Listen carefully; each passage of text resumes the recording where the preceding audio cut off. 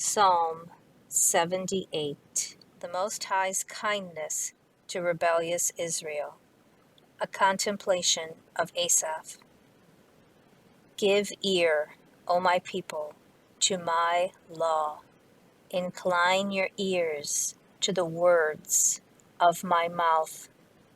I will open my mouth in a parable. I will utter dark sayings of old, which we have heard and known, and our fathers have told us. We will not hide them from their children, telling to the generation to come the praises of the Most High, and His strength and His wondrous works that He has done. For He established a testimony in Jacob, and appointed a law in Israel, which He commanded our fathers, that they should make known to their children, that the generation to come might know them, the children who would be born, that they may arise and declare them to their children, that they may set their hope in the Most High, and not forget the works of the Most High, but keep His commandments, and may not be like their fathers, a stubborn and rebellious generation, a generation that did not set its heart aright, and whose spirit was not faithful to the Most High. The children of Ephraim, being armed and carrying bows, turned back in the day of battle. They did not keep the covenant of the Most High. They refused to walk in His law and forgot His works and His wonders that He had shown them. Marvelous thing He did in the sight of their fathers, in the land of Egypt, in the field of Zoan. He divided the sea and caused them to pass through, and He made the waters stand up like a heap. In the daytime also He led them with the cloud, and all the night with a light of fire. He split the rocks in the wilderness, and gave them drink in abundance, like the depths. He also brought streams out of the rock, and caused waters to run down like rivers. But they sinned even more against Him, by rebelling against the Most High in the wilderness. And they tested the Most High in their heart, by asking for the food of their fancy. Yes, they spoke against the Most High. They said, quote, "Can God prepare a table in the wilderness? Behold, He struck the rock, so that the waters gushed out, and the streams overflowed.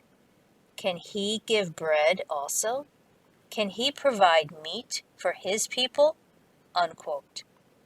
Therefore the Most High heard this, and was furious. So a fire was kindled against Jacob, and anger also came up against Israel, because they did not believe in the Most High, and did not trust in His salvation. Yet He had commanded the clouds above, and opened the doors of heaven, had rained down manna on them to eat, and given them of the bread of heaven. Men ate angels' food. He sent them food to the full. He caused an east wind to blow in the heavens, and by his power he brought in the south wind. He also rained meat on them like the dust, feathered fowl like the sand of the seas. And he let them fall in the midst of their camp, all around their dwellings. So they ate and were filled. For he gave them their own desire. They were not deprived of their craving, but while their food was still in their mouths, the wrath of the Most High came against them, and slew the stoutest of them, and struck down the choice men of Israel. In spite of this, they still sinned, and did not believe in his wondrous works.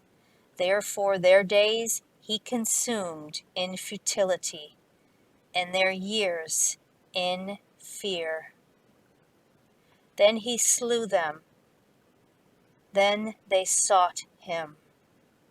And they returned and sought earnestly for the Most High.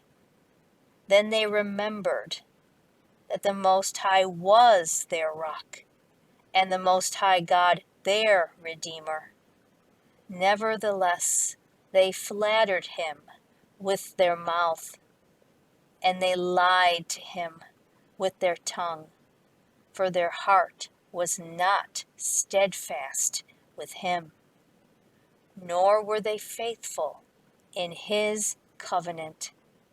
But he, being full of compassion, forgave their iniquity, and did not destroy them. Yes, many a time he turned his anger away, and did not stir up all his wrath.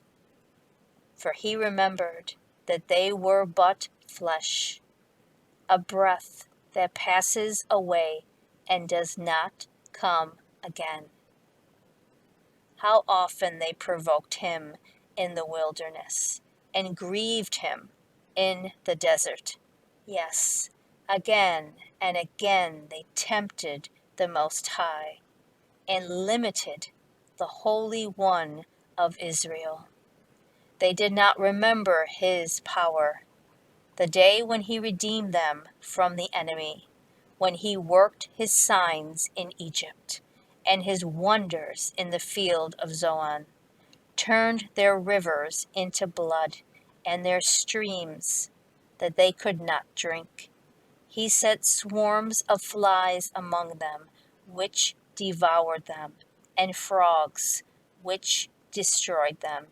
He also gave their crops to the caterpillar, and their labor to the locusts. He destroyed their vines with hail, and their sycamore trees with frost. He also gave up their cattle to the hail, and their flocks to the fiery lightning. He cast on them the fierceness of his anger, wrath, indignation, and trouble, by sending angels of destruction among them. He made a path for his anger.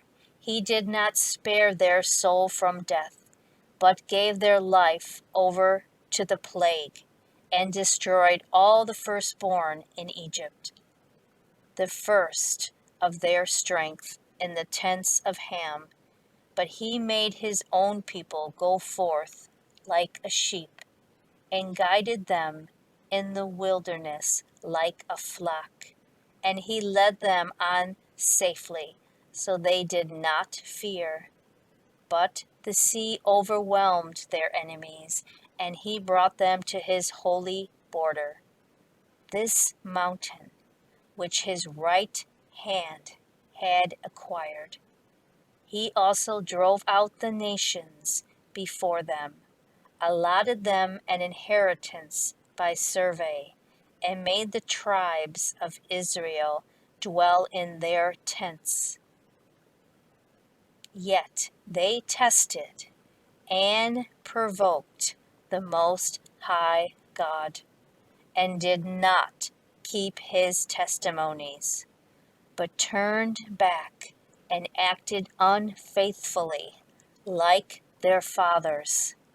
They were turned aside like a deceitful bow, for they provoked him to anger with their high places, and moved him to jealousy with their carved images. When the Most High heard this, he was furious and greatly abhorred Israel, so that he forsook the tabernacle of Shiloh, the tent he had placed among men, and delivered his strength into captivity and his glory into the enemy's hand. He also gave his people over to the sword and was furious with his inheritance. The fire consumed their young men, and their maidens were not given in marriage. Their priests fell by the sword, and their widows made no lamentation. Then the Most High awoke as from sleep, like a mighty man who shouts because of wine, and he beat back his enemies. He put them to the perpetual reproach. Moreover, he rejected the tent of Joseph, and did not choose the tribe of Ephraim, but chose the tribe of Judah, Mount Zion, which he loved, and he built his sanctuary like the heights, like the earth, which he has established forever. He also chose David, his servant, and took him from the sheepfolds. From following the ewes that had young he brought him, to shepherd Jacob his people, and Israel his inheritance. So he shepherded them according to the integrity of his heart, and guided them by the skillfulness of his hands.